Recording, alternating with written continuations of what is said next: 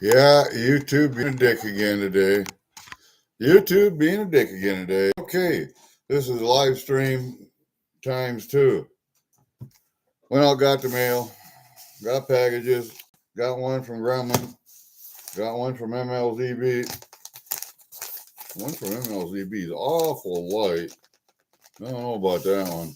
One from Gremlin's got something in it that's heavier. Anyway, I got a crisis. You know those moccasins I showed you? The Dyers from Friendship, Indiana? Let me get them. And if you do hear some barking, it's because I am babysitting a pit bull. My daughter is in Ireland, as you guys probably know, on vacation with her bestie. And they are going to the Oak Carroll Hall. And I guess when, because my wife's maiden name is Carroll, Carroll, when their ancestors got to the United States, their, hey, Rhonda, their name was changed and the O was dropped off of Carroll, so it's just Carroll instead of Oak Carroll. So anyway, they have a coat of arms and all that crap in Ireland, and my youngest daughter is over there right now. Got to get a dip. Got to get a dip. Hold up.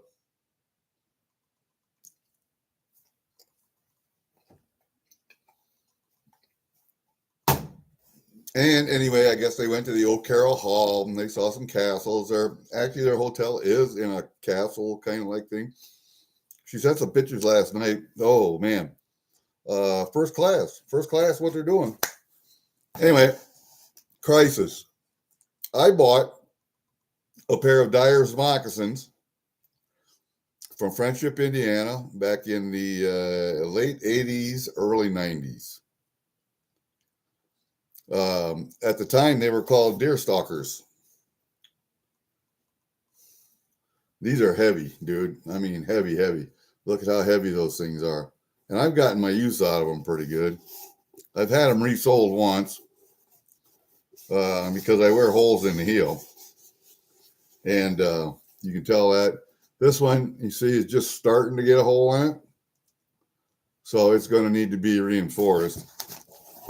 This one, on the other hand, has a hole in the heel. This is my left foot. That's the one that takes all the abuse from when my right one was getting fixed, the knee and the ankle. And so I walked on this one more. I use these quite a little because I like my feet, even with a high arch, I like my feet close to the ground. They're buffalo hide.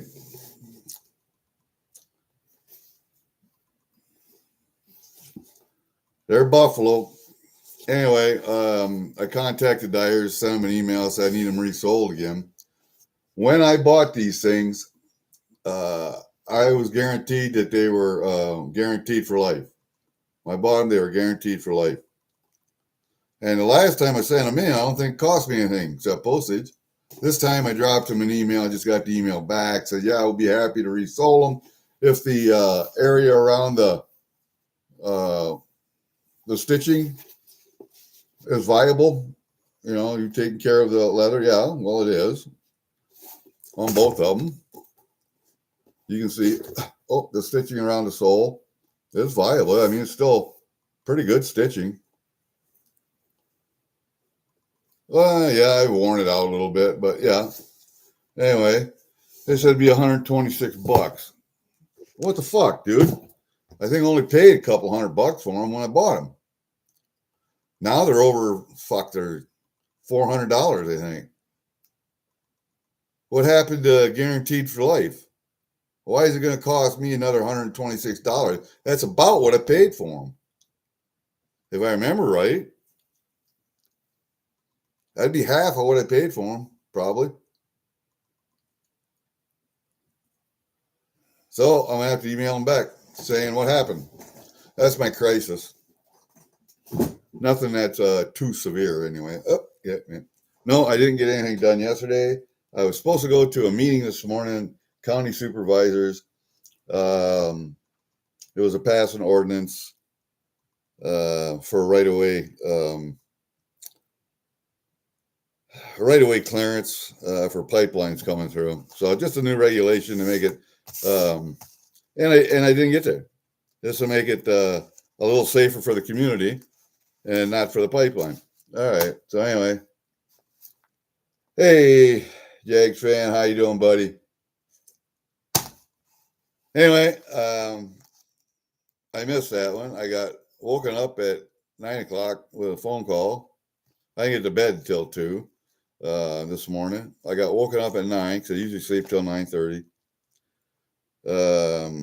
Phone call. My neighbor John. I think I explained this in my first live, but this morning. But he called and said, "Can I take his dog to the groomer tomorrow?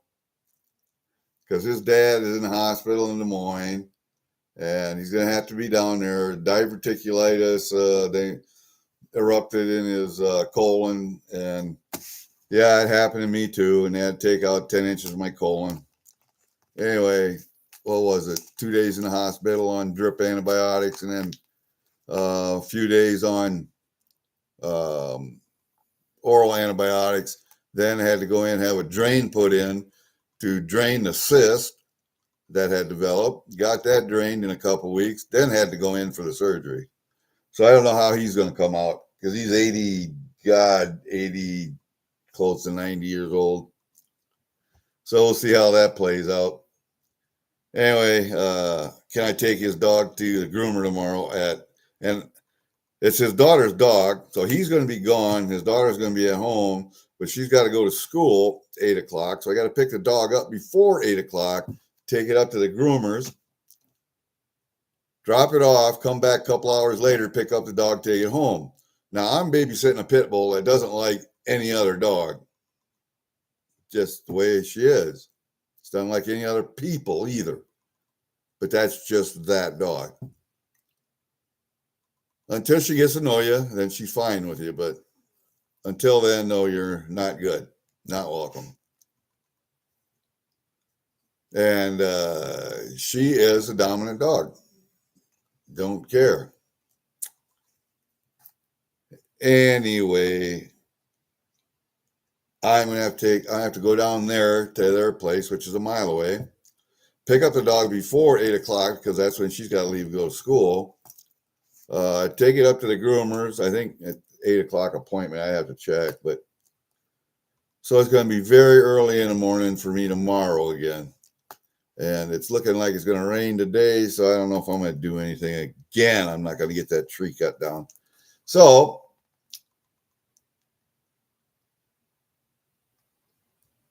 I got your package.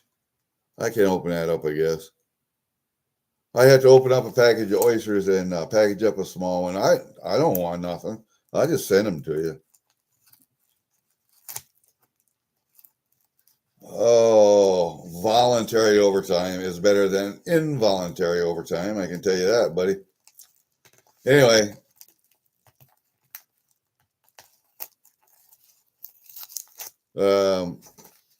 So it's going to be an early day tomorrow. And I was supposed to go to a meeting this morning, county supervisors, but I got that phone call, so I'll miss that. I will get there to the next one, I'm pretty sure. I will get a report on who voted for what county supervisors. There is one county supervisor who I graduated in high school from, Jim. He's on the board. One of them is, she is younger than me, two of them younger than me, one my age, and then two older than me, or one about same age. Anyway, one of those older guys voted against. The guy my age, Jim, voted against, and the other three, the younger ones, voted for. So that was last time. Now we'll see how the vote went this time. I don't understand why people would vote against that measure, but hey, all that does is protect the community. Why would you vote against that? Because you're chasing away economic development? No, you're not. You're just safeguarding the population. Anyway, I ordered my copper today. I get knife making supplies and basic stuff from Jantz. knifemaking.com. I ordered my copper today. It cost me $75 with shipping and everything. So we'll get that coming, and then I'll fix that knife. I did show people that knife this morning, but nobody was online. So I'll show it to you guys now. Again, I will show it to you now. This is the one I bought the other day, or I bought at the Trappers Convention, and the sheath is outside. I got to repair that sheath, but nice leather sheath, nice knife, made in Iowa, handmade, real nice knife, walnut handle. You see walnut handle, brass pins, real nice. Guy did a really good job, sharp as hell. All right, this is the other one I bought. This is from Broken Antler Arts. Okay, am I going to have to get the remote out here again? Come on, do that. There you go. You son of a bitch. God damn it, man. I hate this thing. Sometimes I hate this thing. There. Combat veteran owned and operated, Albion, Nebraska. And if you look on the backside, over on the left side over here. Come on, focus in on that. 5% of each sale will go towards recreational activities for disabled vets. There you go. Combat veteran, owned and operated. Anyway, nice leather sheath. Did a real good job on the sheath. And this is the knife. Oh, that's the knife right there. Nice sharp little knife. The handle looks odd up here at the top, right here, because that's where your thumb goes when you hold it. Your finger goes right there in the blade. Nice copper pin. You notice the copper pin. But the butt of this thing is butt ugly. And so what I'm going to do is take a piece of copper and cover that to match copper pin. Otherwise, I was going to do brass, but that looks stupid, brass and copper. So I'm just going to do copper. See, I didn't like that because, well, you know what he did with the handle? Because you can't see the spine of the blade like this one all the way through the handle. So what he did was he inlet the wood, set the spine in that, and then glued it over top so that you can't see the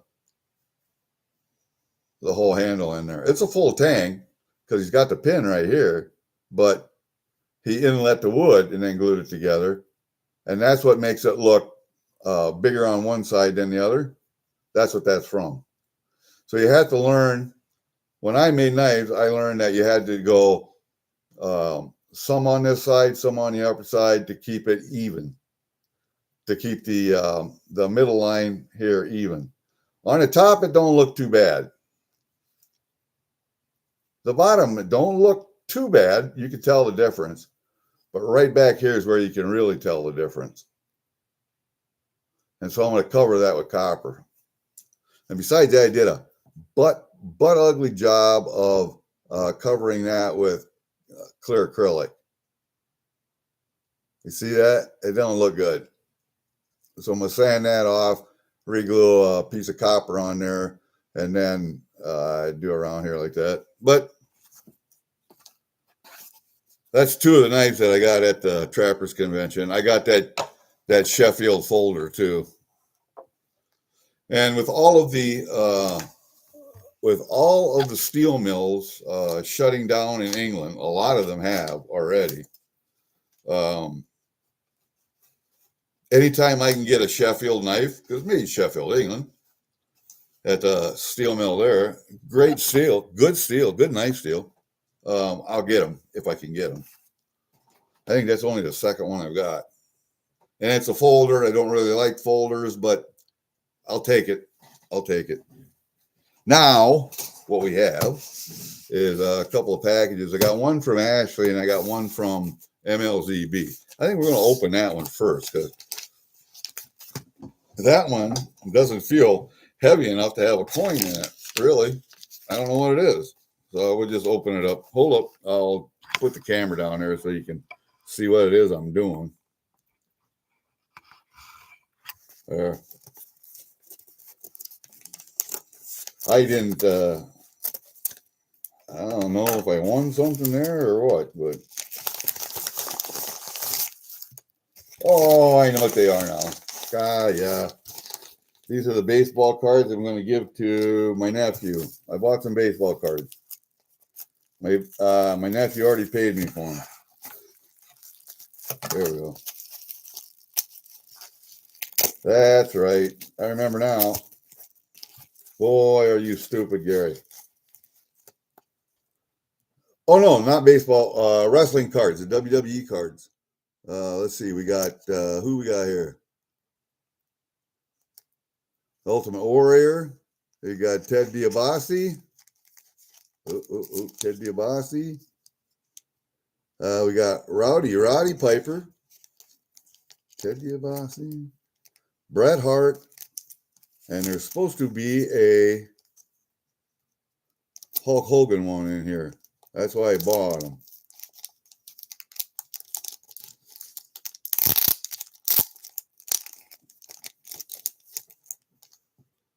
Ted DiBiase, Steve Austin, there we go. Sasha Banks, Ric Flair, Kane, John Cena, there it is, Hulk Hogan.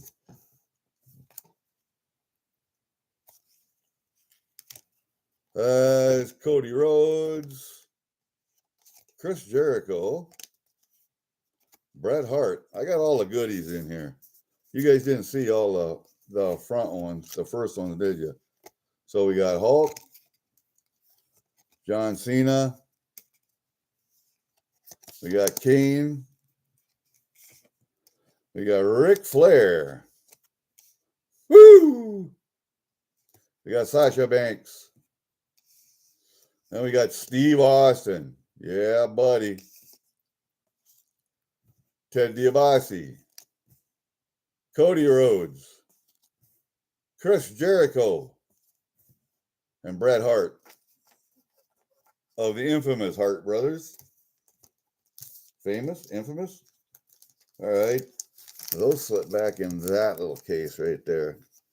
And then these two are the ones that are encased. There's the Ultimate Warrior.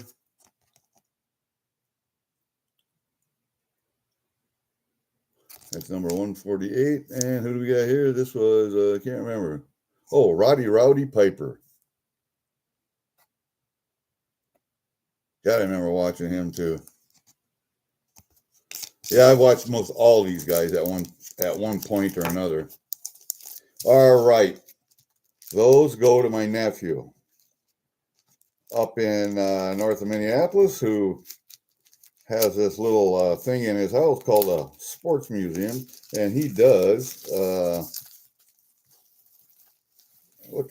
he does dealing and wheeling and dealing in sports memorabilia. So that's going to him. All right, yeah, I remember that. Bought that at auction. Okay, and we got Ashley, so we're going to try and open that up if we can without destroying this envelope. Might be able to get it.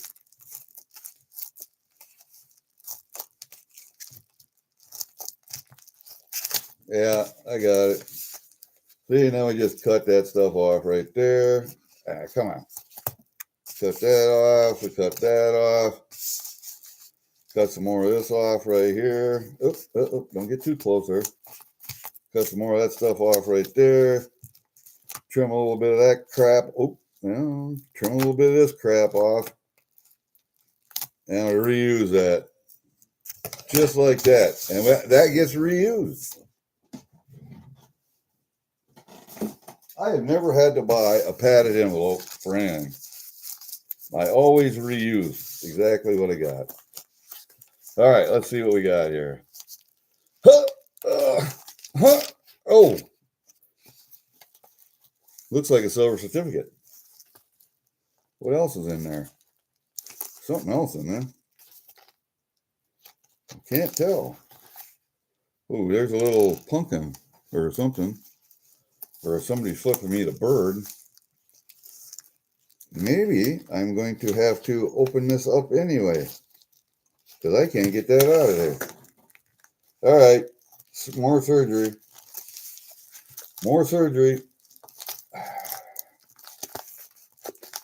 Yeah, I don't want to cut into anything. There, that one is out. There, now it's out. Now, see, I didn't save it anyway. God damn it. All right, what does it say? It's a thank you card. See? Life is sweet. Thank you for being an amazing supporter and friend. Your kindness gives me hope.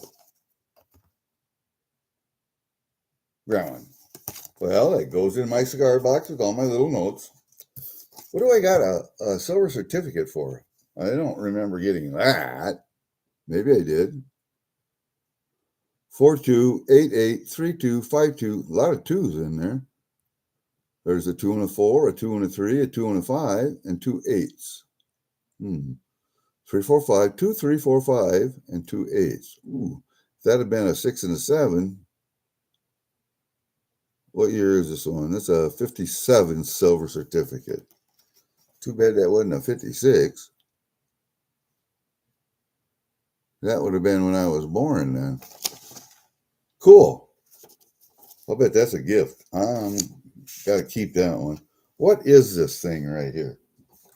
I got to look at that. let's see if you guys can figure out what that is.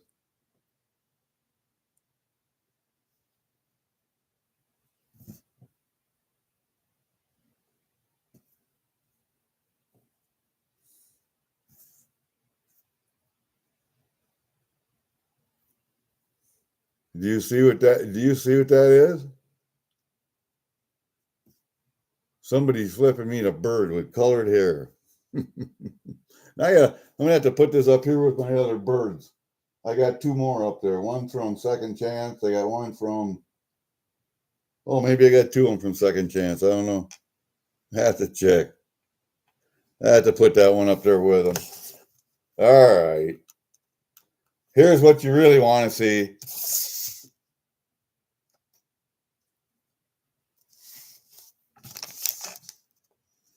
This one is a different, I don't know. Come on, open up, you. There we go. This is a Canada Flying Eagle. It's got fish in its claws. And I saw it's a little bit toned, if you notice this. A little bit toned around the rim, down there by the date. But it's in a PCGS holder, and it's an MS69. And I saw that, and I said, yeah, I want that. I don't even care if it's a, oh, come on, you. Why is that, why does that thing not want to focus?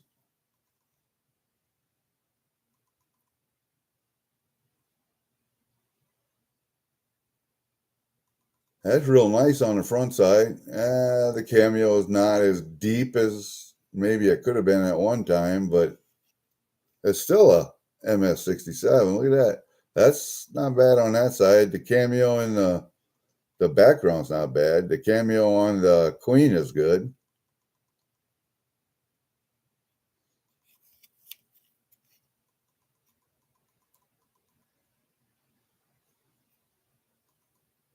That's not bad. I like that one, actually. I think I have this coin, but I have it in a wild. I don't have a slab, so kind of happy to have that slab. That was a race win. That's good. I like that. I'm glad I got that one. All right. Crisis mode. These are supposed to be guaranteed for life. supposed to be. And I wear the hell out of them. You see that right there? They're supposed to fix them for nothing. That's what the deal was when I bought them. Now they tell me it's going to cost me $126 to resole them. I don't like that. So I'm going to write them another email. You see how thick those babies are?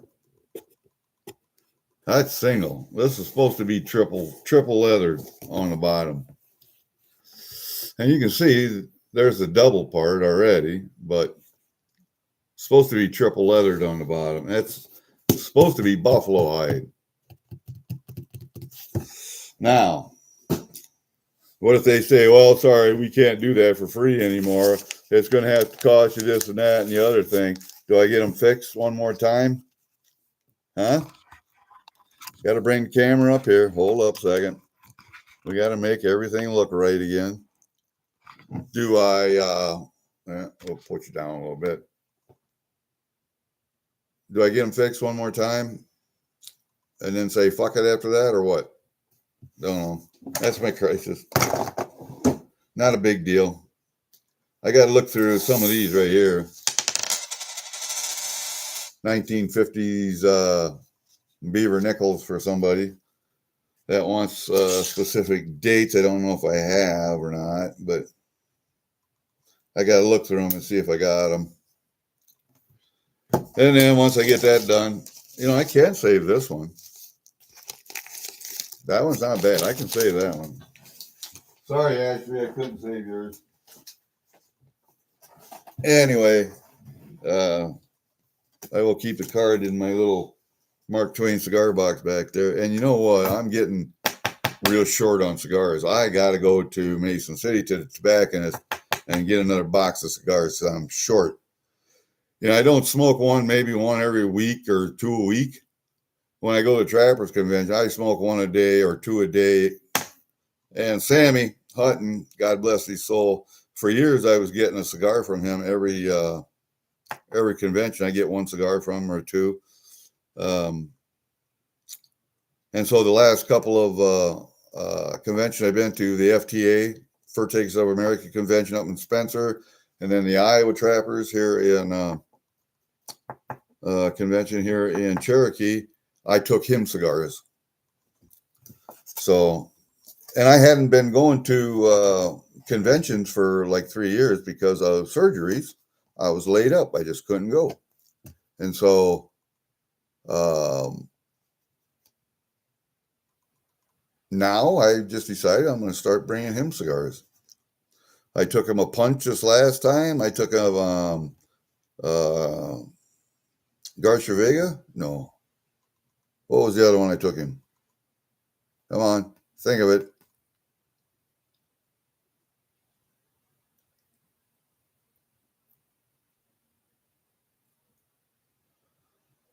Arturo Fuente. I took him in Arturo Fuente. The next time I see him, I'll probably take him another one. I don't know if that'll be the NTA convention in, I think it's in Ohio this next year. And then the ITA convention will be in Charles City, which is only 15 minutes down the road for me. Don't know where the Fur Takers will be at, but it probably won't be in Iowa next year, I'm thinking. But we'll see where that one's at. Yeah, I think Columbus, Ohio is where the National will be at. I think last year it was in Virginia. But anyway, we'll do the Iowa. I don't know about Fur Takers where it's going to be at. We'll probably do the National in Ohio. I will do the Iowa here. I don't know about the Fur Takers. But anyway, I ordered my copper for the knife. We will get that. Oh, shit. That happened when you sit down in a chair. We will get that knife taken care of. Hey, JJ, how are you, buddy? Now I'm looking at chat. I don't usually. I can't. Camera's over here. Chat's over here. I need my camera right on top of my monitor, right there. That's where I need it, right over there. But this camera's a lot better than the camera that's up there, so I don't move stuff around. I can use that other camera that's up there, but it's not a very good camera. Doesn't do good close-ups or anything. So you see this one? That lens moving in and out and automatically adjusting the light. That's what it's supposed to do. And sometimes I won't do that. Sometimes I got to break out the remote. Yesterday it was just being a bitch. I couldn't get it figured out. So after this, I'm going to put my pants on. Going to go to town. Hey, freaking awesome. We're going to go to town. I was going to mail a package to Rhonda, but now I'm not going to do it. Now I'm going to open it up and throw some more mushrooms in there. But I'm going to have to repackage some mushrooms first to do that. So I'll get the oysters out. Those are in bigger packages. So I will repackage and re-vacuum seal that. And then I got to look for the, might be some in the pantry here, the sheep's head. I don't think I have any other ones. I think we ate all of the chanterelles. I love chanterelles, by the way. It's my favorite mushroom. And sheep's head's my second favorite. Chicken in the woods are good. Those and morels, as far as my liking, they're about third, both of those.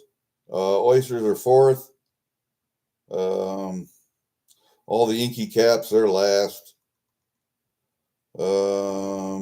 Meadow muffins are okay.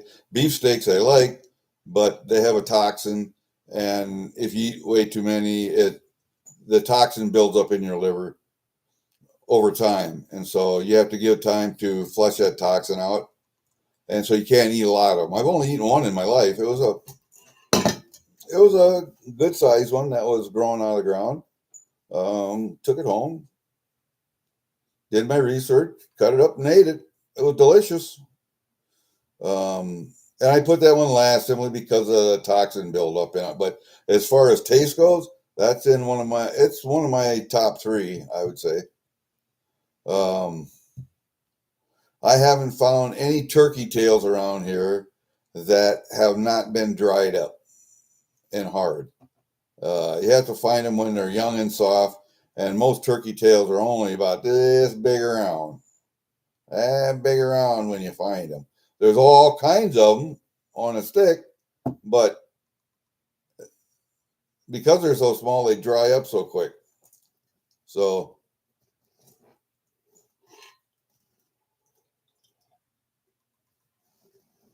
if you look under there at that guy right there, you will see right down here, there are some morels sitting in there.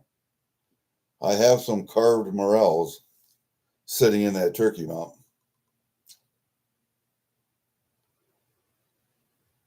You know, I should make another mushroom video, just showing like 3 or 4 or 5 different kinds, fresh,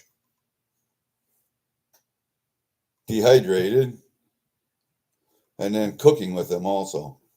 There's one video I did, the thumbnail, or no, the pictures, and it was a post. It was a post. There's some pictures in that post. Oh, it's for my anniversary.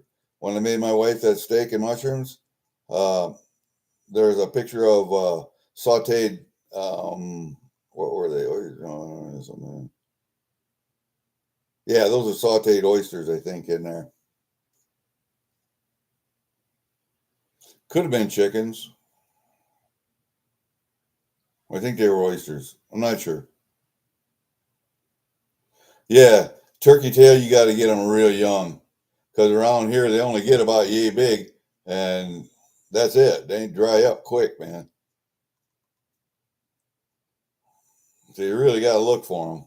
I know where they're at. But by the time I get down there, they're hard already. It's like pheasantback mushrooms. You know, shelf mushrooms on a tree.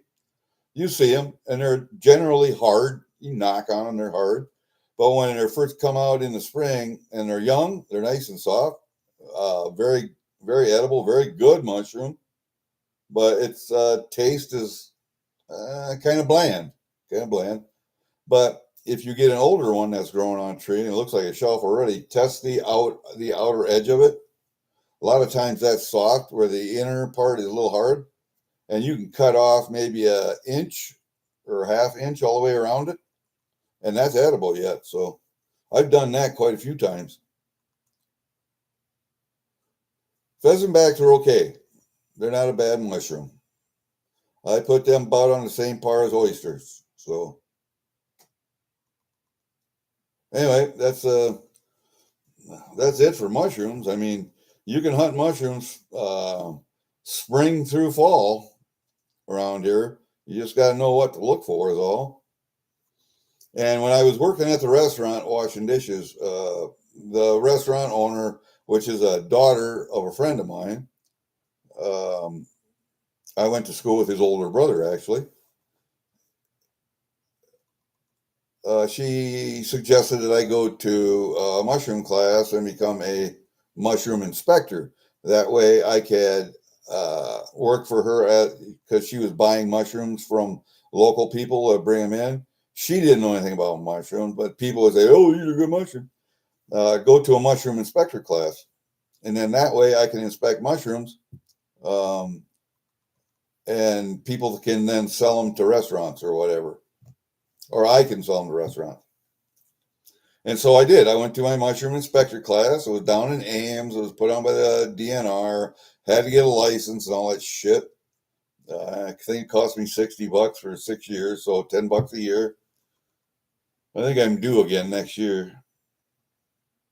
But I don't know if I'm going to get my inspector license because I have never used it really. But and I don't work for the restaurant anymore, so maybe I will. It'll give me something to do. Drive down to Ames, and it's a couple hours. Go through a class all day, take a test, drive back home. But mushrooms aren't hard to identify, especially with this thing right here. This thing right here, YouTube. Or I should say Google, because you go right to the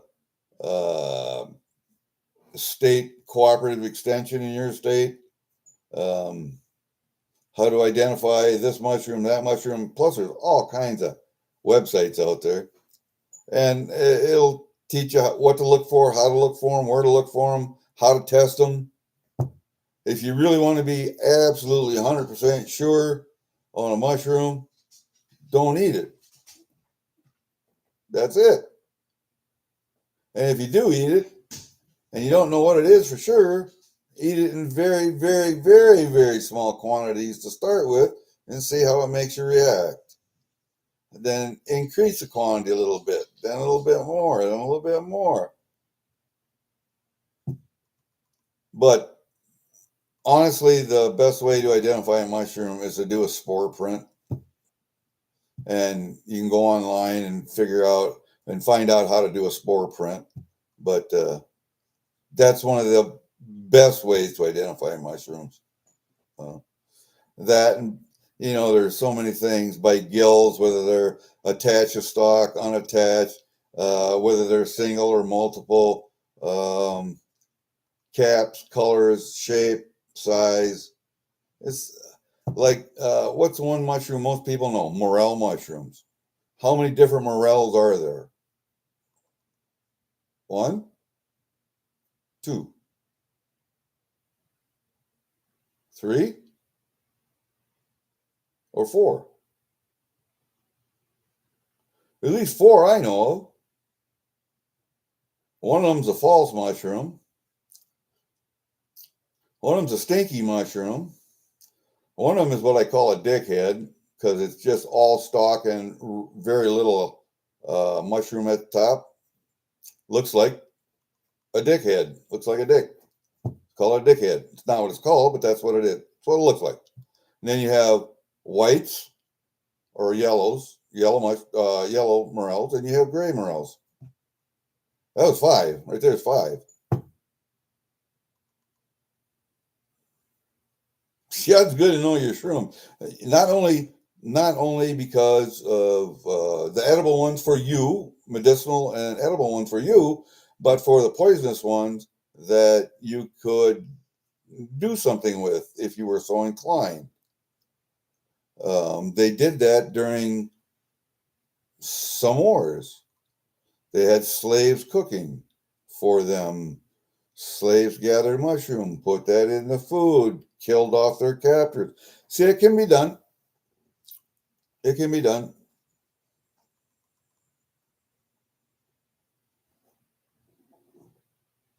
You know, a lot of people don't like mushrooms because they don't like the texture, I guess, the texture in their mouth.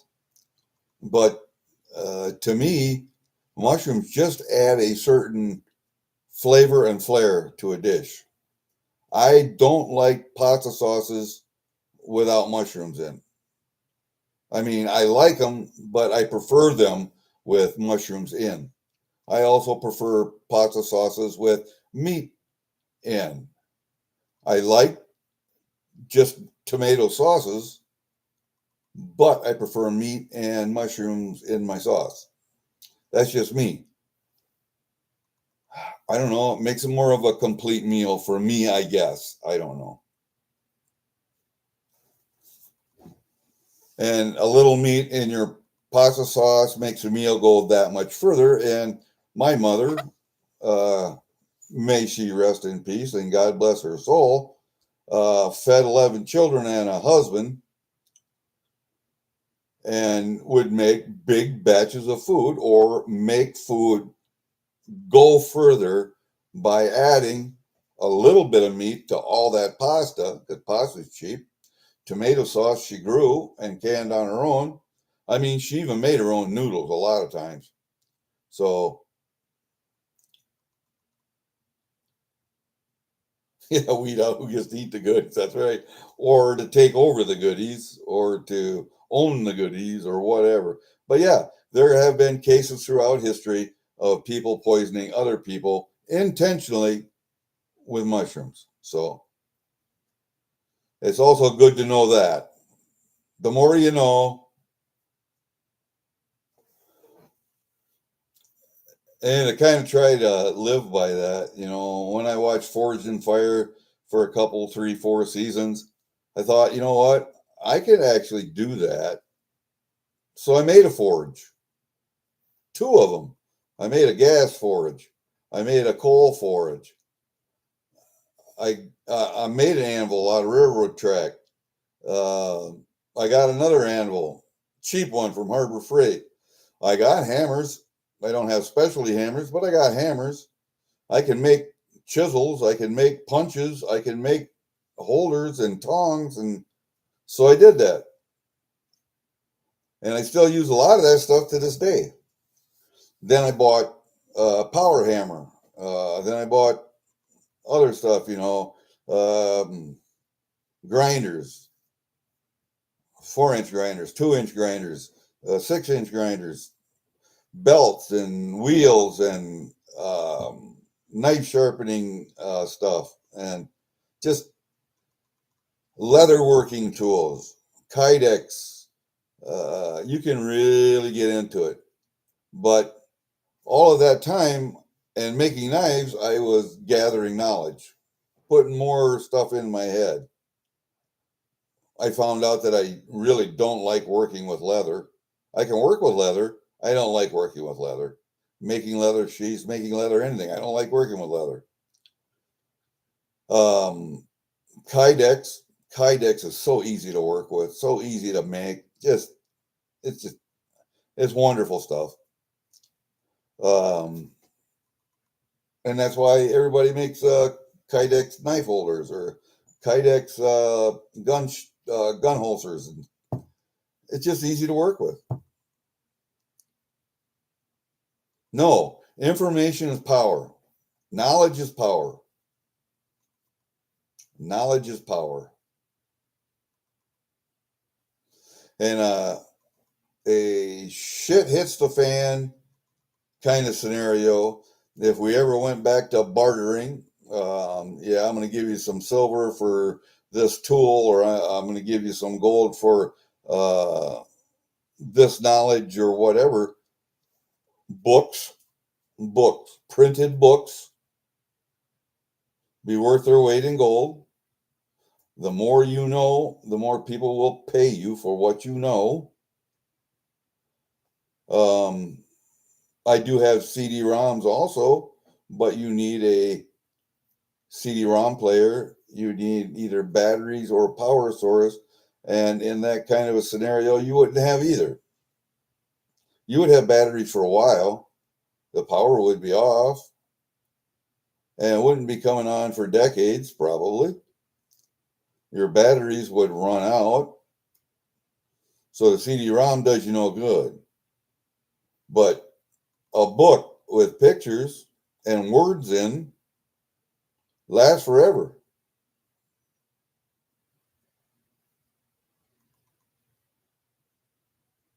Yeah, and I know at least 5 types. I can find around here, JJ. So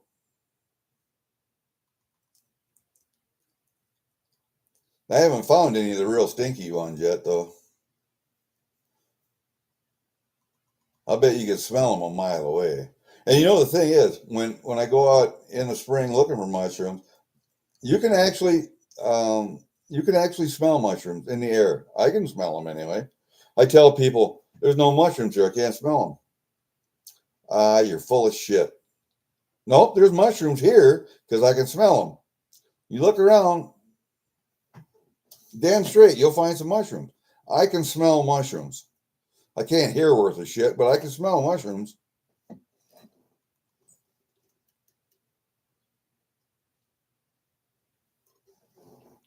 So, yeah, I don't know. I can still trap. I can still hunt. I can still fish. I know how to clean, gut, smoke, cook, dehydrate, salt, whatever, to preserve. I made myself a great big smoker. I mean, a cabinet that is 7.5 foot tall by 2 foot deep by 4 foot wide. It was an old electrical cabinet that I made a smoker out of, gas smoker out of. So I can cold smoke or I can hot smoke. So I got a LP burner at the bottom with an LP tank. I have a smoker on the side of it that actually burns and blows smoke in. And I have a fan on the outside that rotates the smoke around on the inside, sucks it in on the bottom, rolls it around on the top. Yeah, I can smell weed a mile away too. One of the best smelling things I've ever smelled in my life. But no, weed is very strong. It really is. If somebody lights up a joint at a concert and they're 80,000 rows back, I can smell it.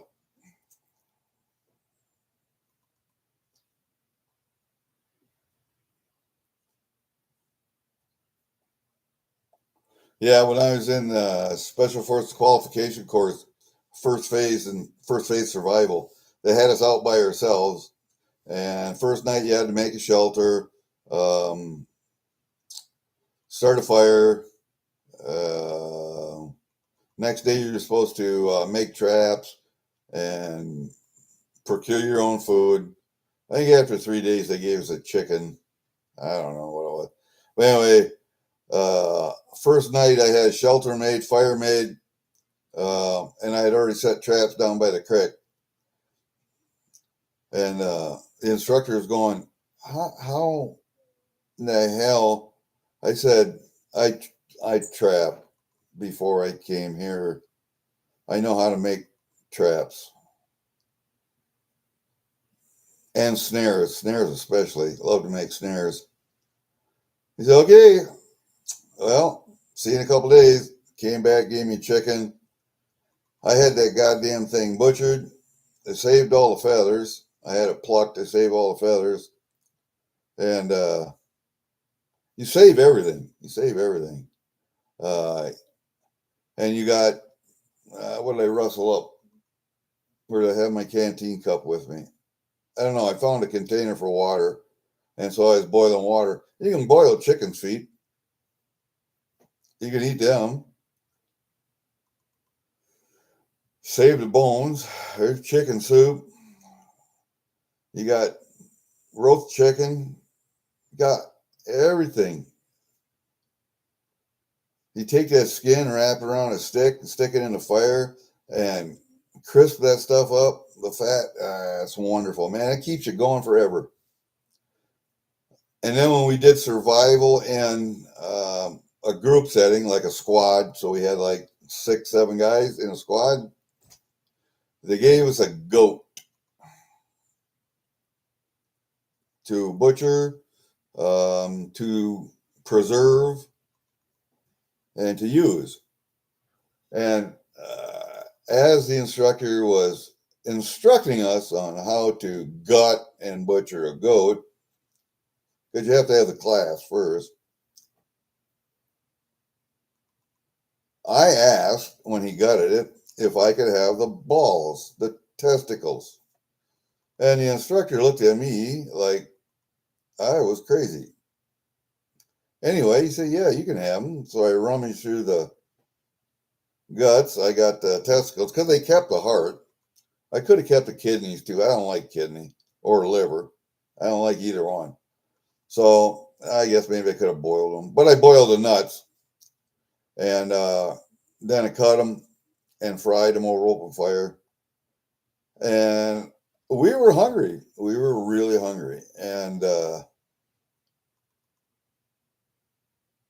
after about, I don't know, 3, 4 mouthful of eating, I had one guy, then another guy, then another guy, and another guy come up and ask me if they could have some too. Sure. So it's just one of those things, man. I was raised, actually, I was born in a city for the first 8, 9 years of my life. I lived in a small town, like 300 people, but my grandparents lived just outside of town, a mile or 3 miles, depending which grandparent. And I spent all my time out there. My dad was sick. He was dying of cancer with us 7 kids. And so we stayed with my grandma a lot while he was at the VA hospital. And mom was down there with him. The 3 girls, or 6, 7 of us, the 3 girls stayed with another relative that had girls. And the baby she kept with her, baby Brian. She kept with her. So for most of my youth, I was riding horses and training horses, playing with dogs and cats, driving tractors. God, when was I driving a tractor? First tractor I drove was Alice Chalmer WD with a hand clutch and a Ford 8N. And I would drive a flatbed wagon for my uncles who were putting shocks on that we would take to the threshing machine and they would throw through the thresher. Yeah, I'm that old. We used to milk cows by hand. I can still milk a cow. Let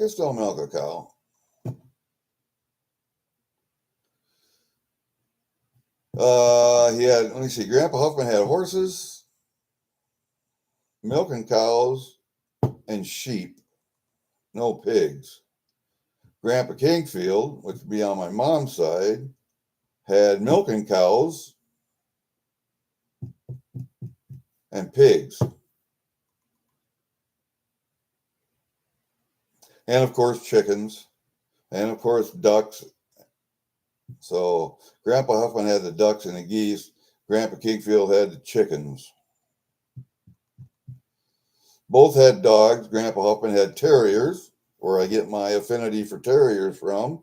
Grandpa Kingfield had German shepherds, big dogs, that were nasty bastards. You couldn't get close to. That he had to keep on a chain.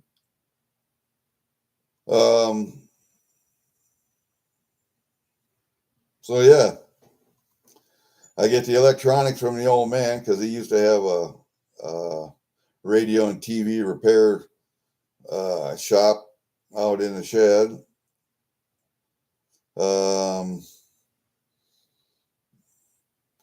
I got music from my grandma Huffman. She played piano for the church, and from my uncles on the other side because they were listening to cool 50s music. So yeah. Yeah, that would have been my uncle Frank, Jim, Joe, John. Frank was a Marine between Vietnam and Korea.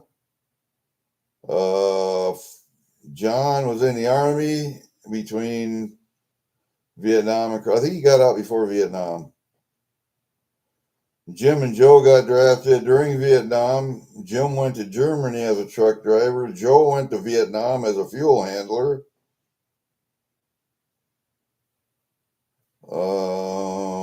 And Joe is the last one that's left. Uncle Alvin just passed. So Joe is the, no, Aunt Florence is still alive. Sorry. There were two girls, my mom and Florence, and Aunt Florence is still alive. Sorry. Joe is the youngest boy, the youngest. He's still alive. Florence, she's up there in her 80s, man. You got a mini Yorkie. Holy moly. Used to be shit. Yeah, at the Trappers Convention, I had to say hi to every dog that walked by. Every dog I could see. I saw, and the first one I've seen, it was a Belgian Malinois, but it was long-haired and red. And I was informed by the owner that that is one of the kind of subspecies because they're like shepherds, German shepherds. You have the real hairy, dark ones, smaller ones, and you got the normal, bigger ones that look like a German shepherd you would normally think of. But Malinois are the same way. There are different sub sects of Malinois. And I can tell when a Malinois opens its mouth. I can tell a Malinois dog from a mile away, just when they open their mouth. They don't call them a Malin Gator for nothing. And it was the most beautiful dog I've ever seen. Malinois, long red hair, red like a red fox, but long haired. And her owner was a retired police officer. That was his dog on duty. And when he retired, the dog retired. Yeah, a real nice dog. A real nice dog. You could tell it was a police dog because every time it got into a car, his head was like this, looking. But when it was on the ground, unless he said the command, that dog was just laid back and chill. Real nice dog. I also saw a red nose Staffordshire Terrier. So it kind of looks like a short pit bull, but it's not a pit bull. It's a Staffordshire Terrier. And there are other breeds in the United States that call American Staffordshire Terrier, but it's a pit bull. That's the same thing. It was just because the AKC and the UKC had to call it something else to get it so it could be registered. Fuck, it's a pit bull. An English Staffordshire Terrier is a forerunner to the pit bull. That was one of the things that was bred into the breed to make a pit bull. And this was a red-nosed Staffy, and she was just a big old couch potato and real lovey. She give you a lick on the face, just like my daughter's pit bull. It does the same thing, but this dog has a little more aggression to it because that was bred into it. It was bred to bear and bull bait, and then it was used for hog hunting after that. And we actually used them for kill dogs for raccoon hunting. They're wonderful dogs for that, but that's what they're bred for. So when you get a pit bull, you have to understand that the genetics of that dog, it's a kill dog. That's what it does. It kills shit.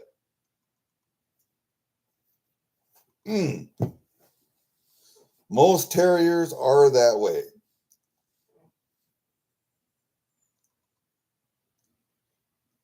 Oh, that's right. EMO, you went through a storm yesterday, didn't you?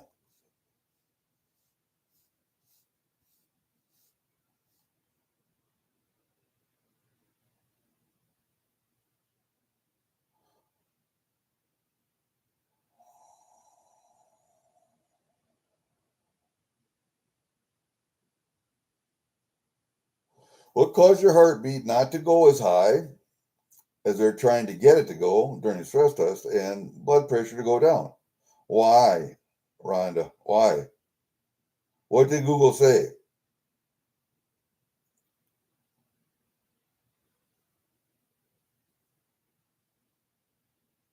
I know why my wife's heartbeat is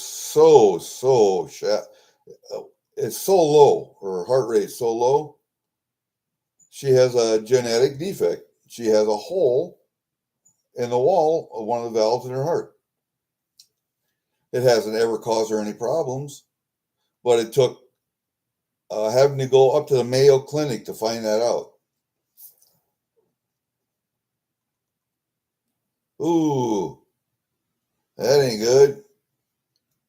Somebody had some bad weather the other night too. They were online and they were thinking about going out, or it was going to go out, and got high blood pressure, but a low heartbeat. That's what you're trying to say.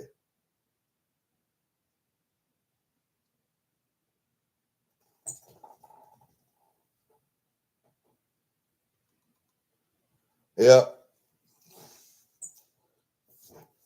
Fried dandelion flowers, young dandelion leaves in salads, dandelion root, dry it and grind it up. You can use it like potato flakes or breadcrumbs or whatever. It's nice, starchy. It's the same thing as cattail root. But the only thing you can't eat on dandelion is the stalk. You could, but why?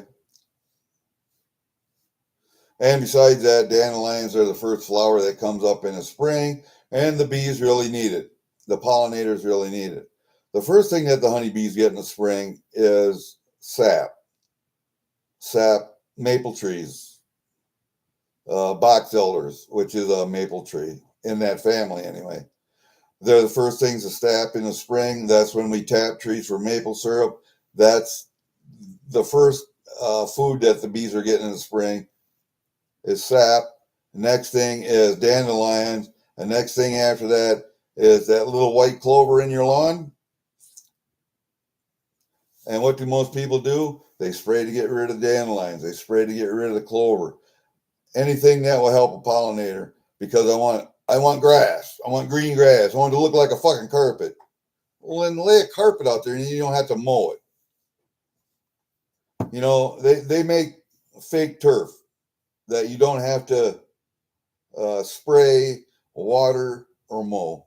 Just spend the money and do that. Hi, Lisa. How are you?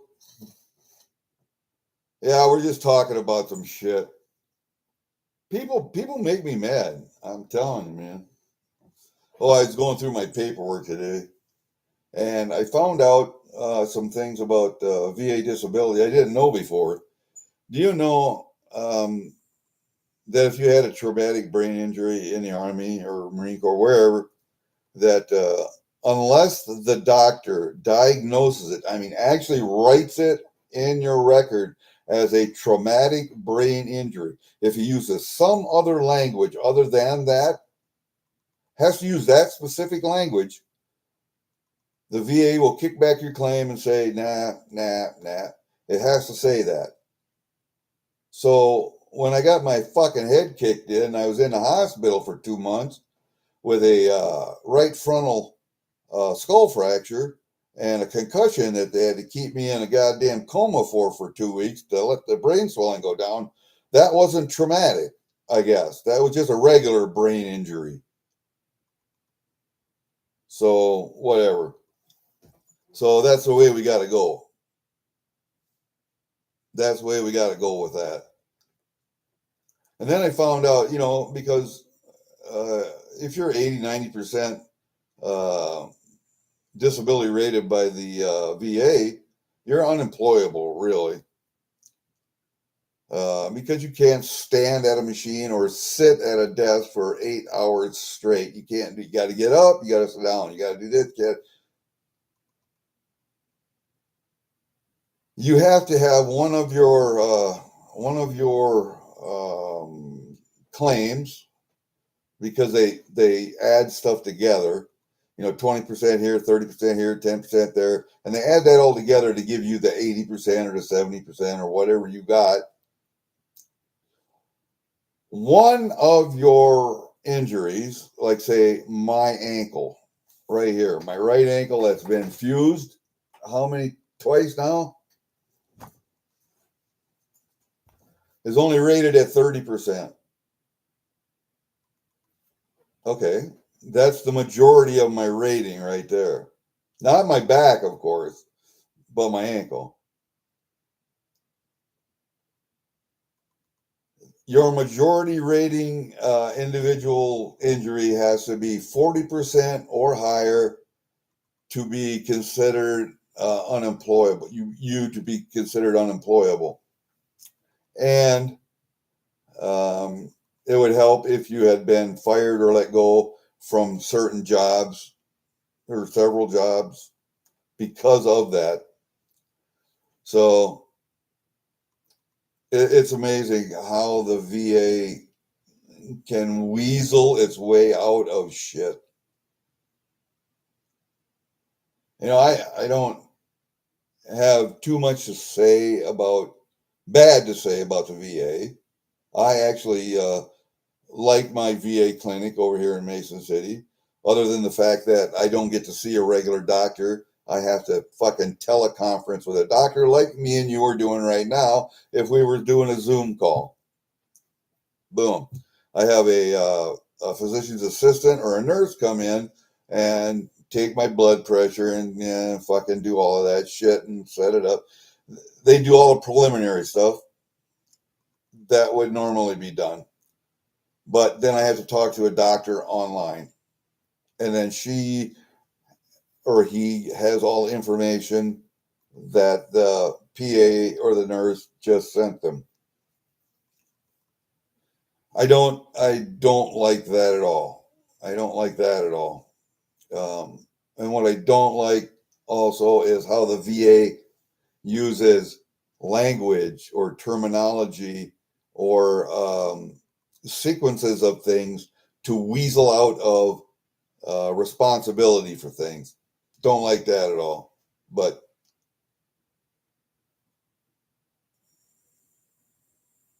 I'll take what I can get anyway. So the next time I go see the doctor, I have to go see the doctor in October for my left ankle, not my right one this time, my left ankle. And I will make another appointment to see a head doctor then at that time. You have not gone to the VA, or you have, JJ?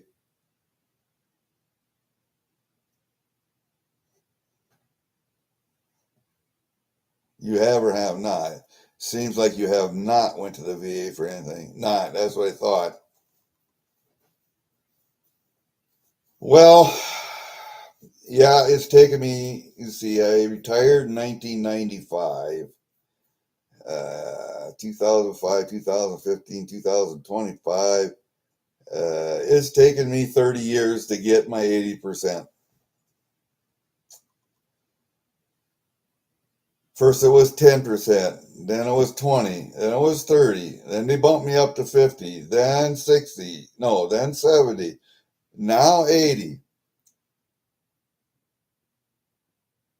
I guess I'm pretty much 80. I can still go outside for 3 or 4 hours and actually do some physical labor, but that's it. I can't do any more than that. And then I have to take the next couple of days and recover. So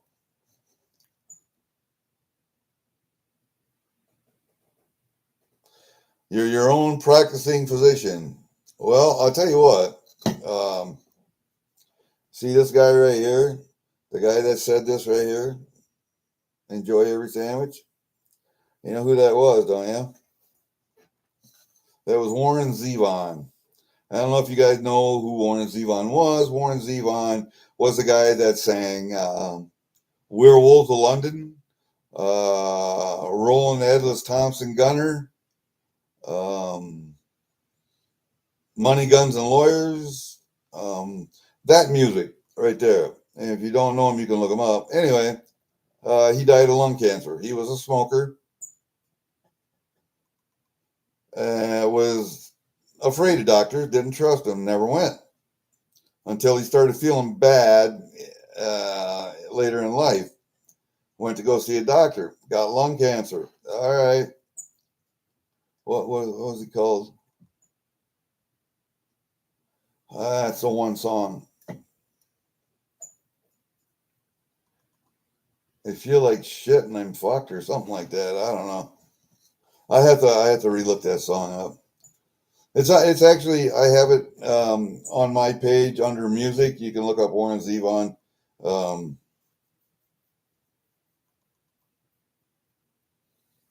that song is in there, I believe. Anyway, he used to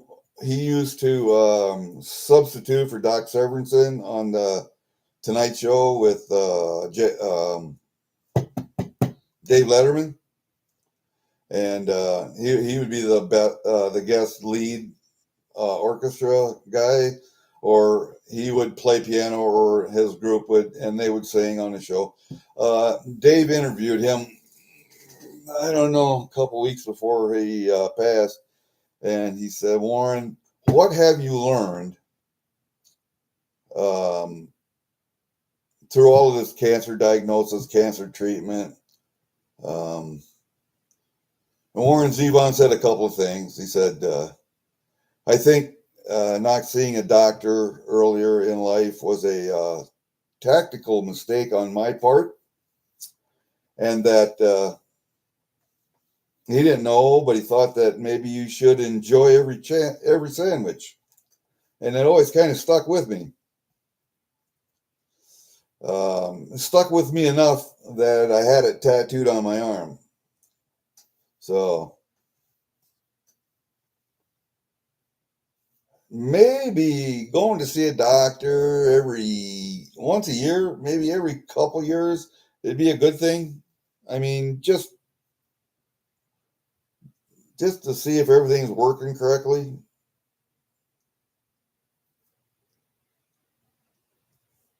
Well, I mean, it's all right.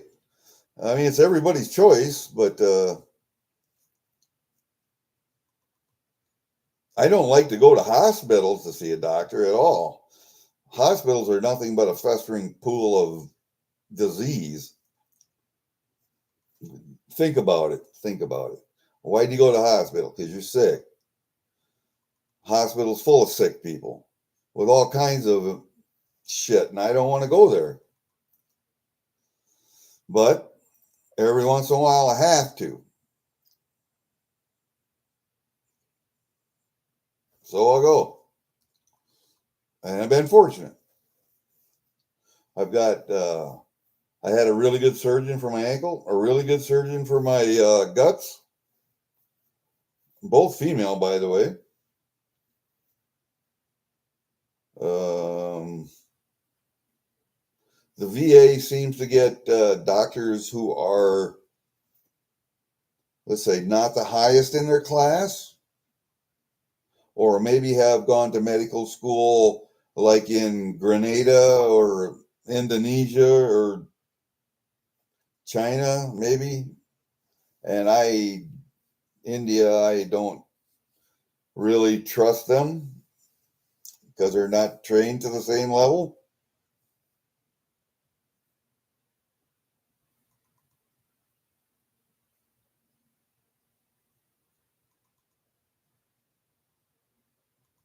Warren Z bomb.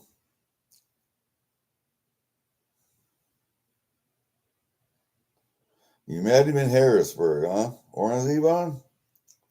I am fortunate I got to see him in concert a cappella in Massachusetts, in Worcester, Massachusetts.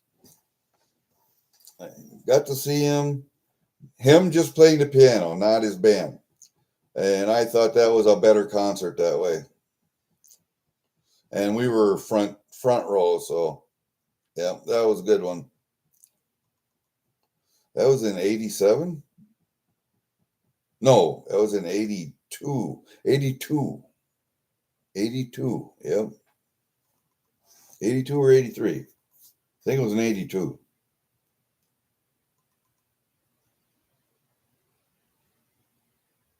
Talking about you, huh? Yeah. I don't know, man. Well, you're 60. You made it that far. And I'm 69, going on 70 now. And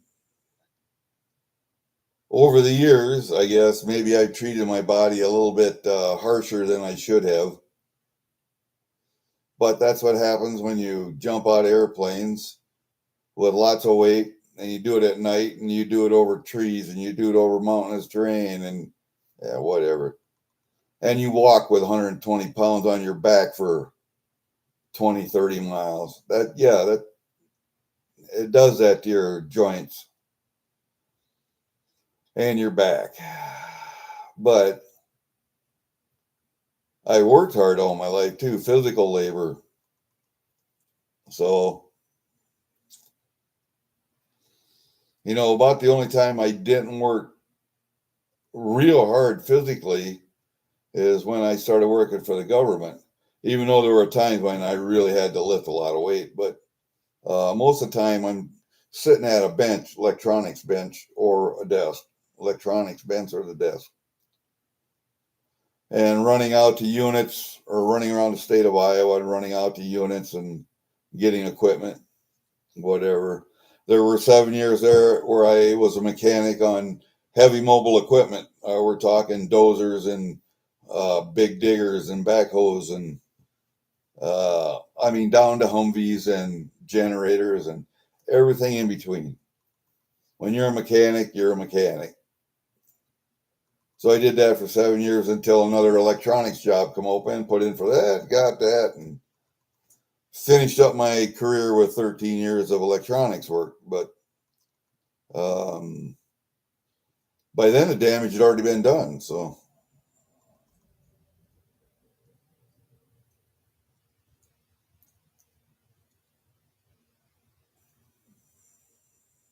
and you smoke. I smoke too, not cigarettes anymore. I quit that many years ago. But I still smoke cigars. I get a cigar once a week, maybe a couple.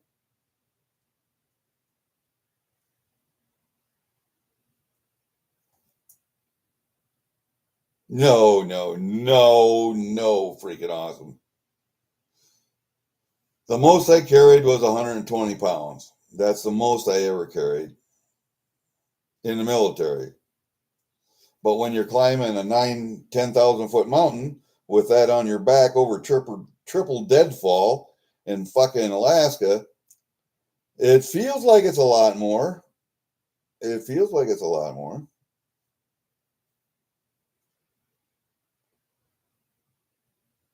You're 68 and you failed your first, what's a P test?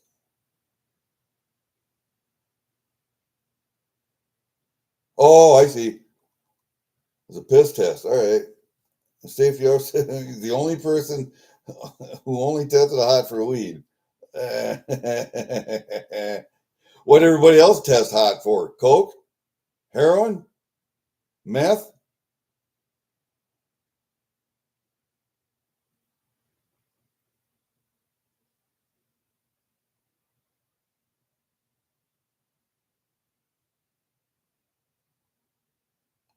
What, the surgeon laughs at you or God laughs at you?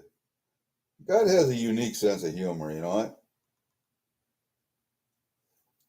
A very unique sense of humor. I haven't figured it out yet, but oh, I see. I see what you're saying, Rhonda. They laugh with you, not at you. All right, I got you.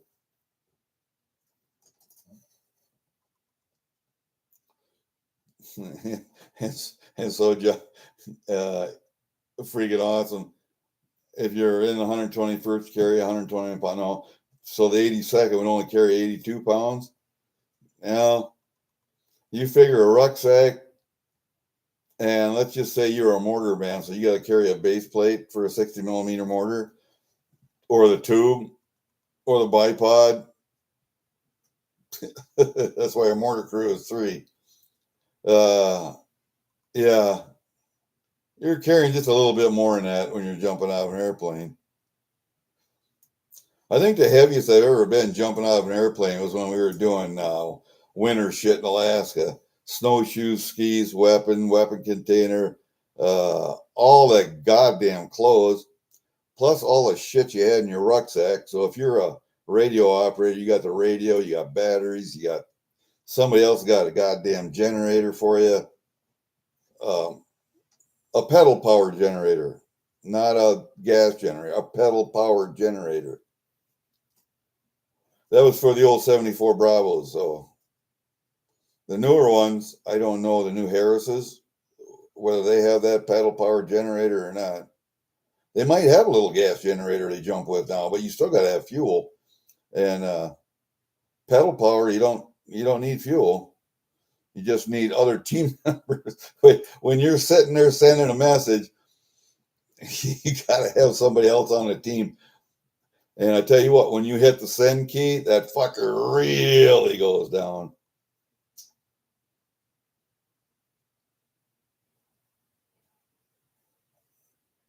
Two or three more drugs.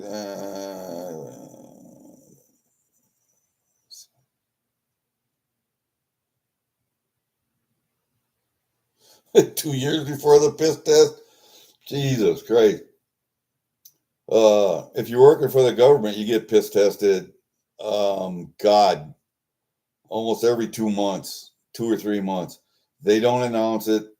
All right, everybody come with us. I had one guy that was in our repair section in avionics.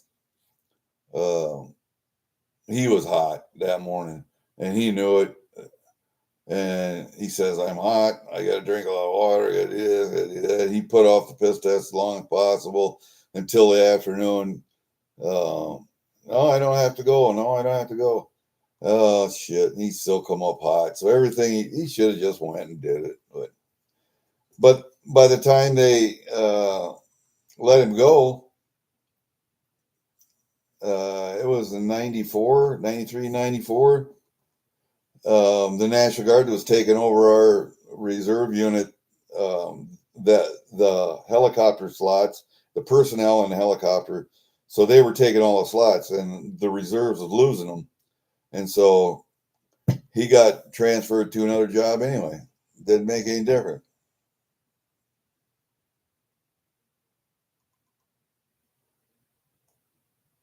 Yeah, that's smoking pot's like, it's the same thing on the job. It's just like a functional drunk. A guy drinks fucking half a quart of whiskey before he goes to work, and he can operate all day just like that, no problems. I know I was a functional drunk for a lot of years. I didn't go to work drunk, but I sure did when I got home.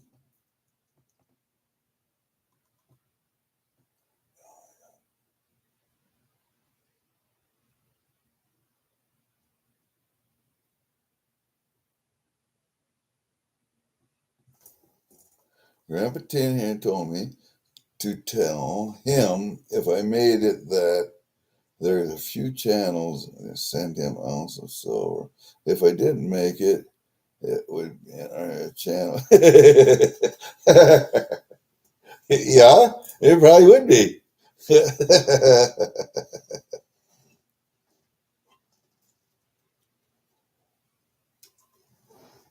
Rhonda, the only thing I can tell you is that my stepdad is really afraid of dying. I mean, I have come to the realization that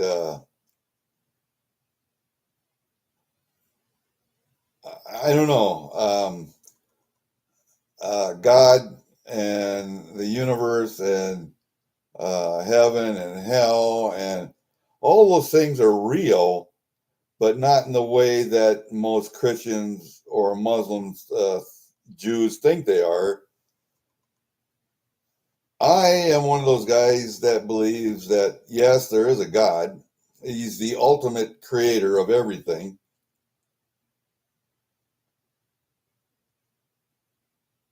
And did God, when he created everything, the ultimate creator, call him Allah, call him God, call him Buddha, call him whatever you want to, doesn't make any difference to me. He's the ultimate creator. That he would create it and then just let it go.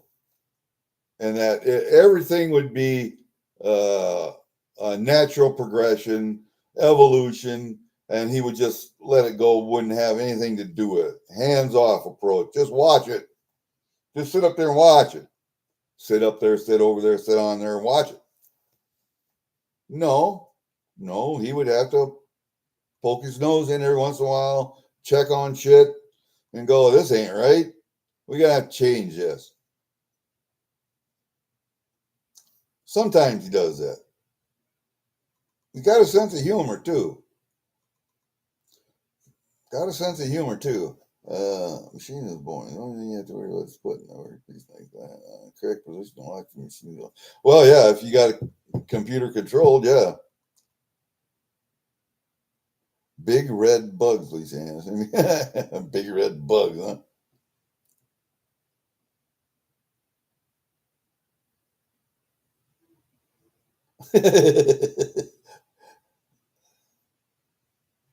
Yeah, man, huh? Ah, shit. Yeah, it's the only thing you can do is laugh about it. But I actually believe that heaven and hell exist, but hell is right here. And if you're a bad person in this life, you're going to be recycled back through this life here on earth to learn how to be a good person, to learn how to become more empathetic, to be a more loving person, to be a better parent, to be whatever, to be better. You'll be recycled here until you reach that point. Heaven, on the other hand, is another dimension. It's not up there in the clouds. Hell's not down there in the fiery pit of wherever. Hell is right here. You're going to be recycled right fucking back here. You're going to do this all over again. When you finally reach that state where you're an empath, and where you are that kind of a person, that good person, you're going to transition to another dimension. That dimension will be of light, of what they describe heaven could possibly be like. That'll be another dimension. If you continually are a bad person here on earth, or if you get worse, you become a worse person when you die, you will go the other way. There's another dimension for you. And that's the way you will exist for all of eternity. As that kind of a person in, or that kind of entity in that dimension. I don't know how many times you get to be recycled here on earth before they make the decision you're either going here or you're either going there. And I think they, he, her, it doesn't make the decision You do. You make that decision where you're going.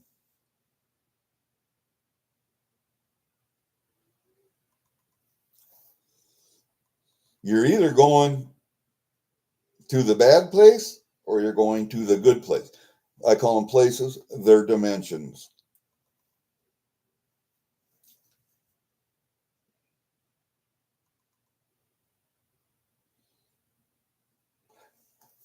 No, if you're an angel, Rhonda, you're not going to want to come back here as anything. You're going to want to transition to that better dimension. Be a dove there, not here. Here, this earth, this reality is a testing ground. That's all it is. It's a testing ground. It's a learning thing. You learn to go this way or you learn to go that way, one or the other. I don't know how many times you get to be recycled before they say, yeah, you're a good person, you can go over here. Or you're never going to get any better, you're going over there. Don't know that. But that's what I believe. So when I die, I am curious. I am very, very curious as to where I'm going to go. Am I staying here? Am I going to be recycled again? Or am I going to go this way to a better dimension? Or am I going to go that way to a worse dimension? I don't think I'm going to go that way. I don't know if I'm going to go this way to a better dimension or if I'm going to be recycled here to see if I can try and become better.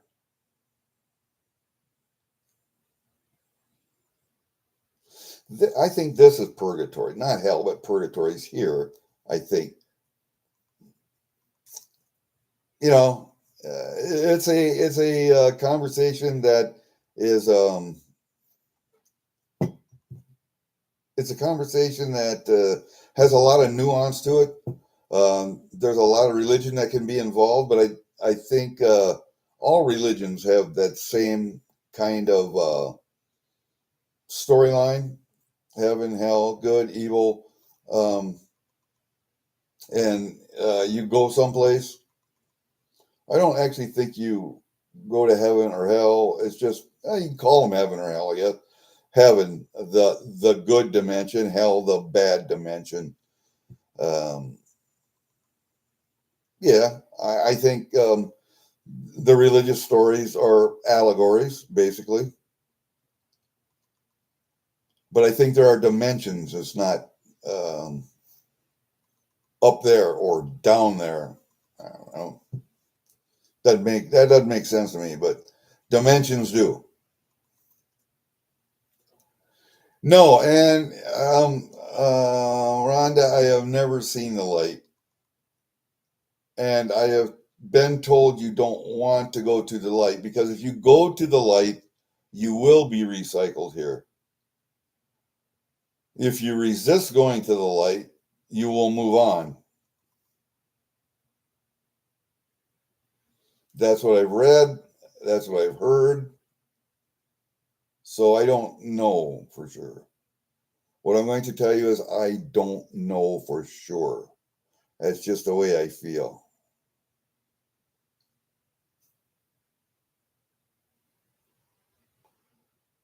I know one thing. I am going to be cremated because I don't believe in uh, Jesus Christ coming back and raising my physical body from the dead. That's not going to happen. If Jesus Christ comes back to establish 1,000-year reign of peace on earth, he will raise my spirit, will not raise my physical body.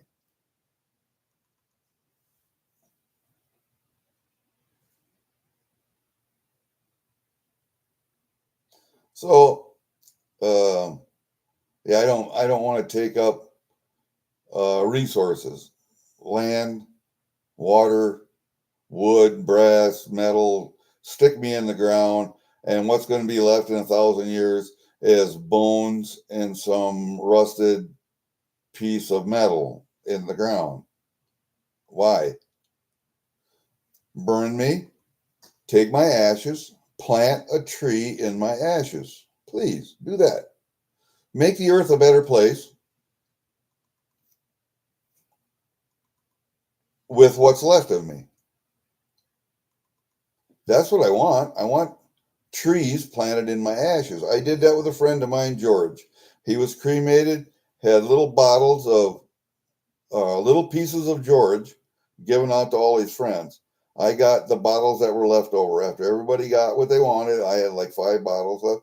I took George out here and I planted him with my hazelnut trees that I planted. George is in the bottom of each one of those hazelnut trees. And that's what I want. That's what I want.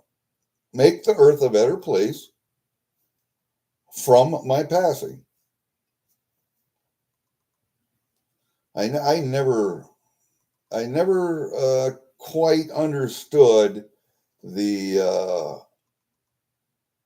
need for humans to put dead bodies into caves, into shelves in caves, or to bury them in the ground. Never quite understood that. I like, and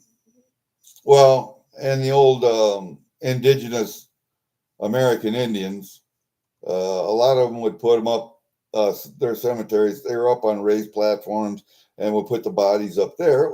Well, that actually feeds birds. That feeds the crows, feeds the ravens, it feeds the vultures. I'm not even sure if an eagle wouldn't pick at a dead human body, because eagles are, yes, they will eat fish and a lot of small animals, but they're also carrion eaters. They will eat dead deer beside the road. Seen it happen. So I know they're carrion eaters also. So I don't know if eagle would eat a dead human body. They might. But I do know they'll feed crows and ravens and buzzards and whatever. They put it up there on the platform so that like coyotes and bears and whatever won't drag the body away and scatter bones all over the place. They want the body to stay in one place. Okay, understood that. I like the old Viking tradition of putting the body in a boat, setting it ablaze, and setting it adrift, cremating the body on the ocean. I like that. I like that idea a lot better.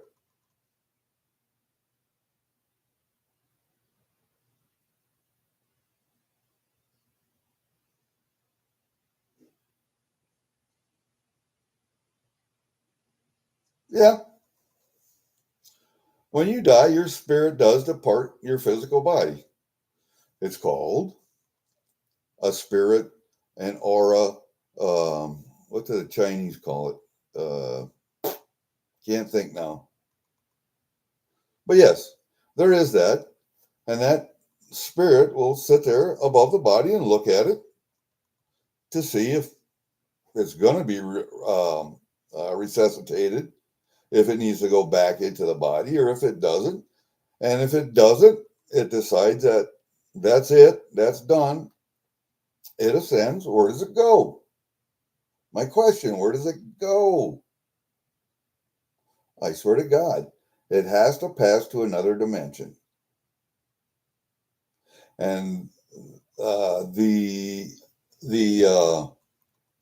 well, like say the ghost hunters and those the spirits that are still here have not passed to the other dimension yet. So they still have something to do here. Something has to be done here for them to pass. Don't know what it is, but they have a job to do yet. There are spirits in this house. I catch them out of the corner of my eye all the time. Uh-oh.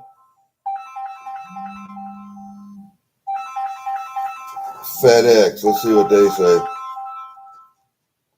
Yeah, what? Computer. I'm ready.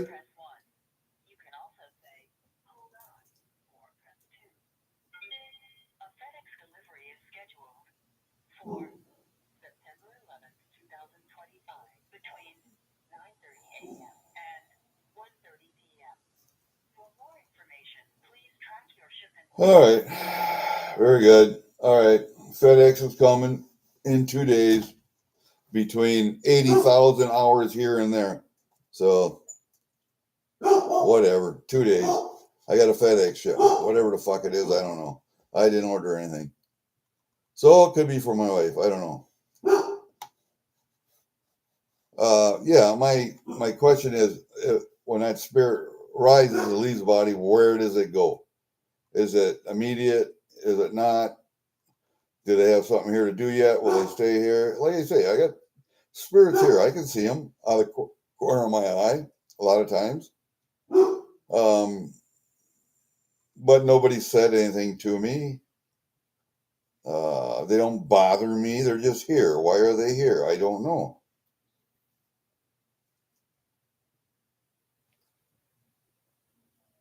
No, it wasn't you freaking awesome. It was an F, but it was FedEx. I don't know why they do that automated call thing. I really don't. Just deliver this shit.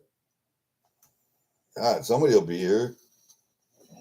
I think, I hope. And if they're not here, just leave it by the door. What the hell?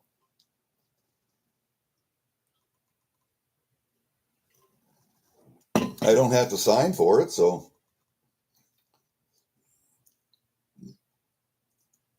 you never had them call? Huh. I don't know. I get notifications from FedEx every once in a while. Yes, we got a package we're going to deliver between this and this on this date between this and this time. Okay, big deal. Deliver it. I'm not sure about this. Well, I was doing some work this morning. I was going to do up the package and send it to Silver Keys to send to Kiwi. So I got those tokens, and the hell was it? I got it this far.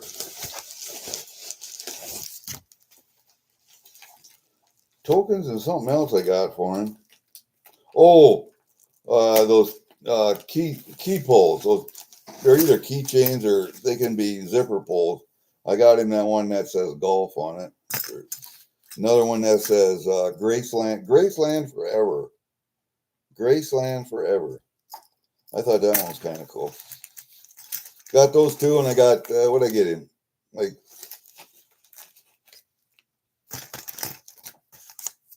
1, 2, 3, 4, 5, 6, 7. I got him 7 tokens. And I don't know if you guys knew that Kiwi is a token collector, but I find tokens that are interesting. I buy them and send them to him. We still got to get that. I got to email him and tell him we got to figure out time to do this pan off.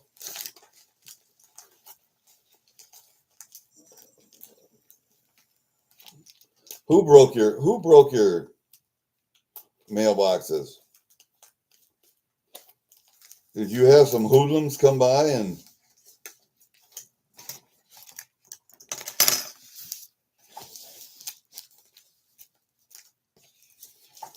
No, they're JJ. I think it's the spirits that are still here. They have something to do. Their job is not done. I don't know what their job is, but as long as they're not a bad spirit, an evil spirit, and they are just bebopping around the house here, my guess is that they're older residents of this property, not necessarily the old farmhouse that was here, but maybe indigenous people from before that yet. I don't know, but it's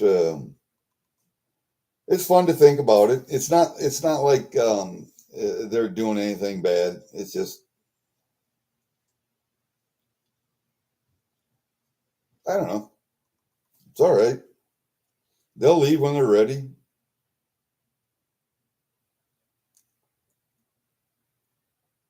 Yeah, same thing with my meeting this morning because I got that call at 9 o'clock. No, it's 8 o'clock. I was supposed to be at the meeting at 8:45. Didn't make that. Yeah. Well, I could do a sage cleaning, I guess, but why? If they're not doing anything bad, they're just here. Why? Obviously, they're supposed to be here. Oh, somebody plowed through them. God damn.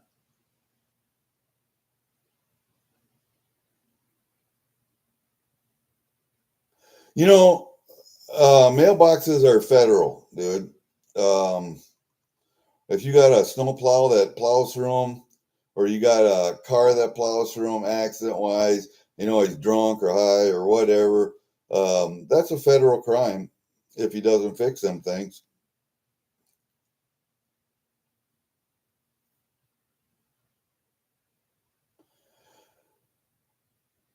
And, and the people themselves shouldn't have to fix them things. That should be, if the guy has insurance on the vehicle, insurance company should fix them fuckers.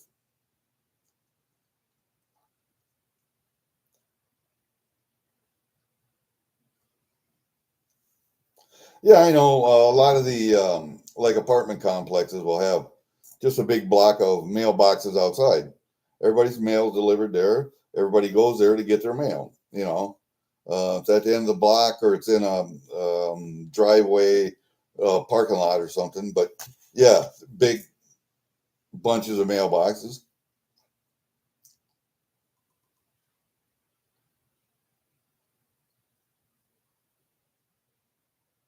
They couldn't figure out who did it. Uh huh. Well, they probably ain't looking too hard then.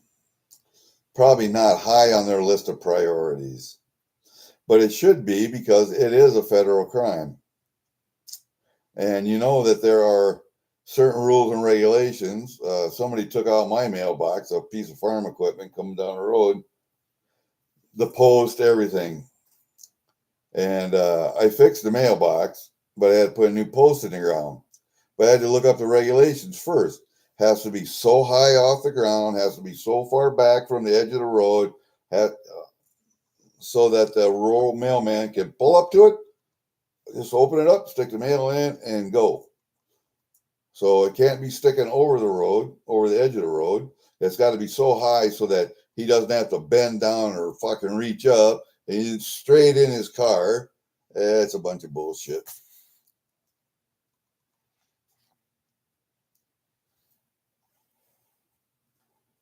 Oh, they're not safe. Then I wouldn't. I wouldn't use a mailbox. I could use a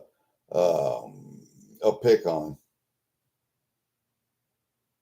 But the mailman has to be able to get in them too. So he can't say, "Oh, I got to have a combination for every different mailbox." So it has to be one, say, gate over top of the mailboxes where you can still get your mail, but you can't open it without a key or something. I don't know. I don't know how you would do that.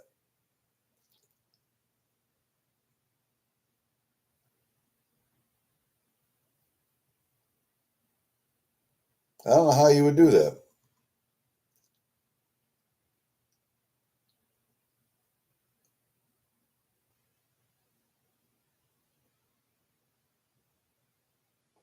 Yeah, me too, Lisa. It's the same thing.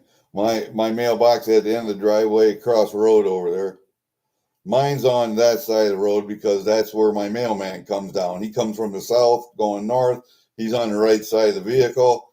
That's where my mailbox is at. Now I could have it to where he pulls in the driveway and it's on the right side of my driveway over there. But then I got to mow around the son of a bitch, so I don't want to do that either.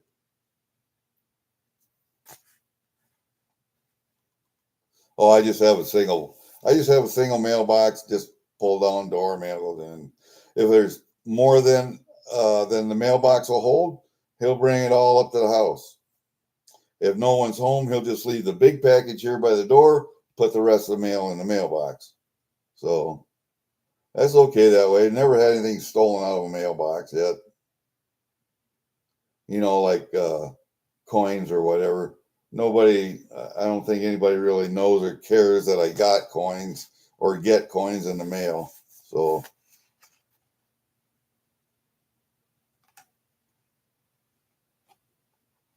if you had Joanne. Well, that's what happens. A lot of times, kids in high school will go around and with an old car or pickup, and they'll run mailboxes over. They'll just obliterate the fuckers. And we've had farmers do that before. Well, they'll put concrete in the ground. They'll put a goddamn 4-inch pipe filled with concrete in that concrete, and then they'll mount a mailbox on top of it. And a car tries to hit that, you're going to wrap a car around the front of it.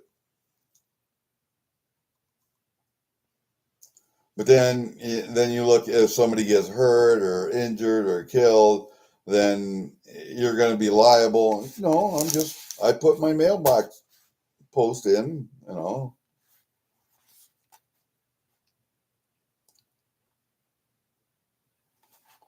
Yeah. This last one, my daughter bought me, and it's a cheap fucker.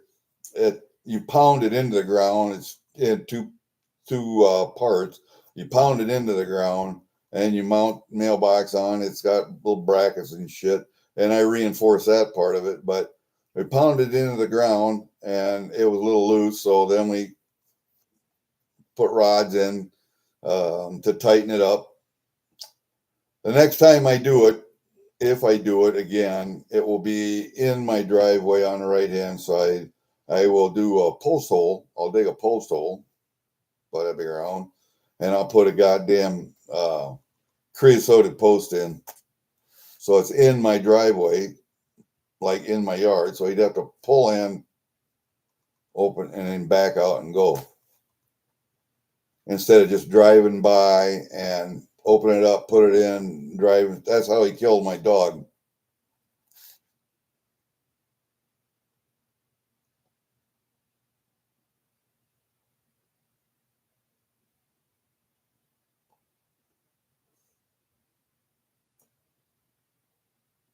Ooh.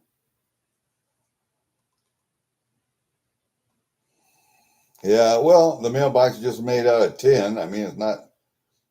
So your tin is going to get obliterated. Your post might still be there, but your mailbox is going to get squashed. You get it every once in a while with a grader coming down the road. Every once in a while, a grader will get it, and our roads are clean with from snow in the wintertime with a grader. But in the summertime, we got graders that go down and resurface the road with gravel, bring it up from the edge, put it on the top, flatten it out, or flatten it out toward the edge or whatever. Busy work, I think, most of the time. Every once in a while, a grader will get it. Most often, it's in the wintertime, but we haven't had kids going around with baseball bats and cars and hitting mailboxes for a long time. So even out here in the country, we've had people shoot them. So, that's just life.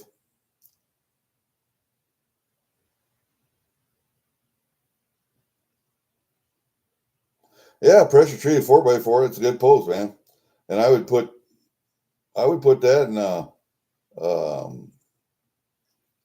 actually I'd get a 5-gallon, 6-gallon pail, put a hole in the bottom, put the post through that, drive that into the ground, then fill the post up or fill the pail up with cement, and that's buried, 6 inch dirt or whatever. So you got the pole going all the way through it into the ground, plus you got the concrete hole in it.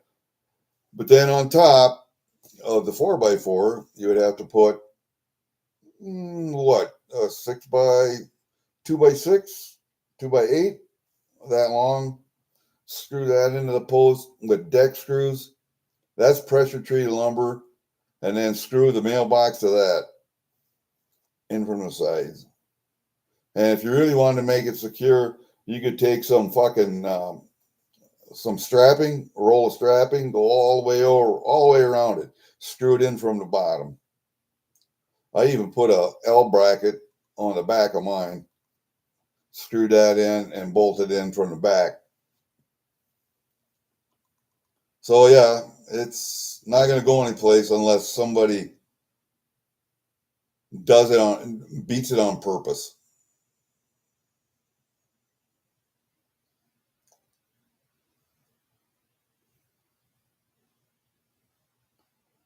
Yeah, freaking awesome. Yeah, I heard, who was it? Another lady I sent stuff to. Oh, shoot. Her mailman was stealing shit too. And I looked at, because I put tracking on everything. I looked and it was delivered to her mailbox on this date at this time. And she said, yeah, the mailman stole it. Well, I am not responsible at that point. If it didn't get there, then I'm responsible. But if somebody steals it from your mailbox, I'm not responsible. So, yeah, we had that little discussion. But that's only happened to me one time. So, and I've always gotten everything here that I've ordered. I've never had anything stolen out of the mailbox. So,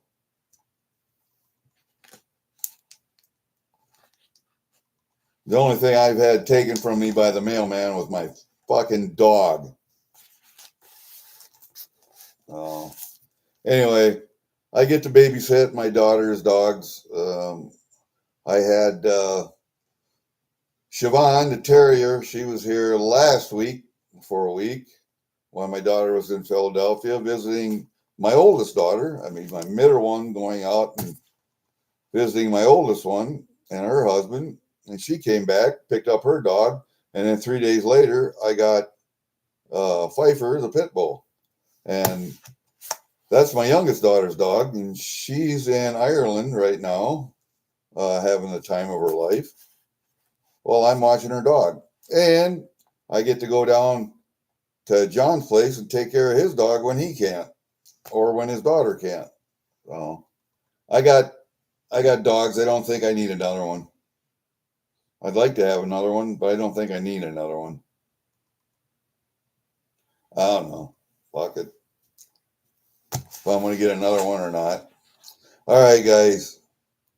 We're at about 2 hours, so I think we did enough talking about heaven, hell, ghosts, spirits, mailmen, and a bunch of stuff. So, yeah. Yeah, I got bigger problems than that. Take care of it. I got to put a goddamn storm door on my shed that the wind blew off. I haven't done that yet. And I got to take the other tree down yet. That was two things I wanted to get done. One I didn't have necessarily plan on, but I got to do it. And the other one, I got to get it done. And, I got to get some shit taken apart and taken up to the recycle place. But, all right. That's it, guys. I think we're going to go. We'll see everybody. It was been a fun discussion. Do it again. See ya. Peace out, man.